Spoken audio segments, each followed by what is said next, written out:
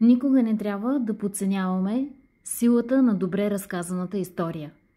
Като активен читател, още от детската си възраст, от личен опит зная колко силно са ми повлиявали и са предизвиквали промени в живота ми добре разказани истории. Затова посегнах с голям интерес към книгата на Киндра Хол «Незабравими истории».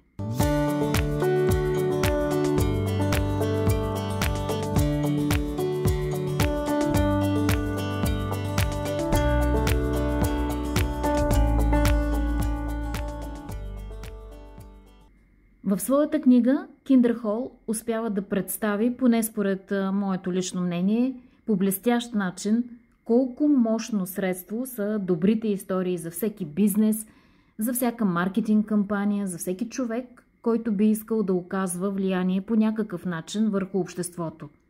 Самата Киндра Хол не е случайен автор, тя е професионален говорител и създател на истории. Провеждала е голям брой работни ателиета и семинари за компании като Кока-Кола, веригата Хилтън, армията на САЩ и така нататък.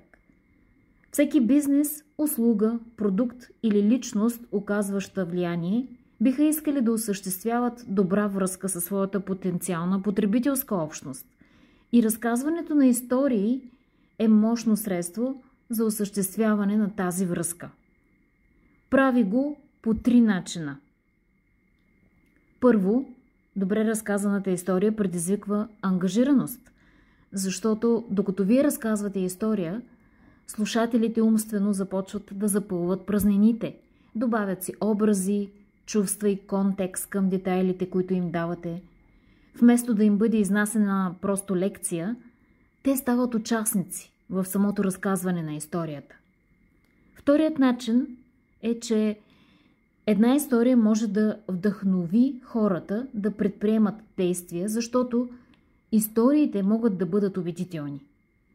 Могат да променят отношения и перспективи, дори без слушателя да го осъзнава и да го потикнат към действие, което не би предприел преди да чуе тази история. Осъзнах от личен опит това, когато видях как силно пожелах да се насоча към по-минималистичен стил на живот, само защото от месеци следях корейски и японски влогари, които освен, че предлагат много добро визуално качество в своите влогове, те са и много добри разказвачи. Умеят да предадат посланието си с помощта на добри разказвателни средства. Никога не съм обмислила минимализъм преди това. Макар да съм слушала лекции по тази тема, но чрез историите на тези азиатски влогари аз усетих желание за промяна. И третият начин, по който добрата история прави връзка с аудиторията, е, че тя има силата да произведе по-дълготрайна промяна. Благородните, възвишени истории, в които има нещо по-голямо от самата история, са тези, които трансформират хората. И за мен лично тук съвършеният пример е Библията. Историята за живота на Христос може би е тази, която е повлиявала за промяна на най-много хора в световен мащаб. По-нататък в книгата авторката дава и насоки как да разкажеш една добра история. Във всяка добра история има персонаж, когото трябва да харесаш, да се свържеш по някакъв начин с него и да ти е грижа за него. Нещото, което се опитваш да продадеш, независимо дали е продукт или услуга, не може да бъде този персонаж. Това трябва да е друг герой на когото симпатизираш. Добрата история трябва да съдържа конкретни детайли, които рисуват картина за слушателите и са релевантни за тях. Друг необходим елемент е истинската емоция в историята.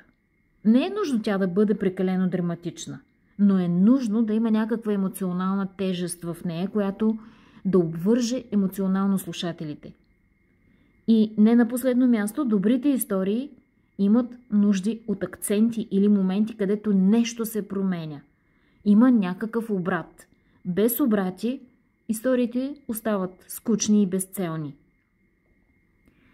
Силно препоръчвам тази книга, в нея ще откриете и кои са 4 основни типове история и тяхната роля в опита ни да влияем на общността ни. Няма да ви разказвам за тях, но ви уверявам, че ще научите много по този въпрос.